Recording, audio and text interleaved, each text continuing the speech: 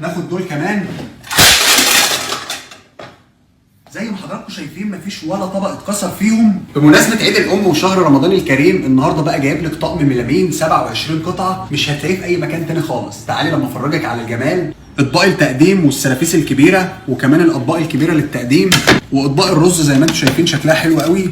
كمان في بولات للشوربه باللونين المختلفين، الاسمر والابيض المنقط باسمر، وكمان بوله كبيره للسلطه، واطباق للخضار. كل حاجه موجوده في طقم الميلامين مقاوم ضد الكسر. وتعالوا بقى نختبر، هنشوف فعلا هو ضد الكسر ولا لا. نقول بسم الله. شايفين يا جماعه؟ ناخد دول كمان. زي ما حضراتكم شايفين مفيش ولا طبق اتكسر فيهم.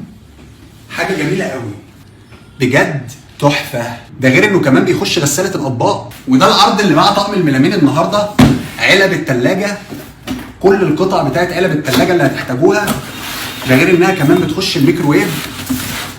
شايفين الاشكال؟ كل الاشكال يا جماعه والمقاسات المختلفه. شايفين الجمال؟ حلو قوي قوي. 18 قطعه يا جماعه. الميزه فيه ان انت هتاخدي العلبه دي على طول من الثلاجه وهتحطها في الميكروويف. عرض جميل جدا. هسيب لكم في اول تعليق اللينك اللي تعرفوا من خلاله كل التفاصيل والاسعار. في النهايه لو استفدتوا من الفيديو ما تنسوش تعملوا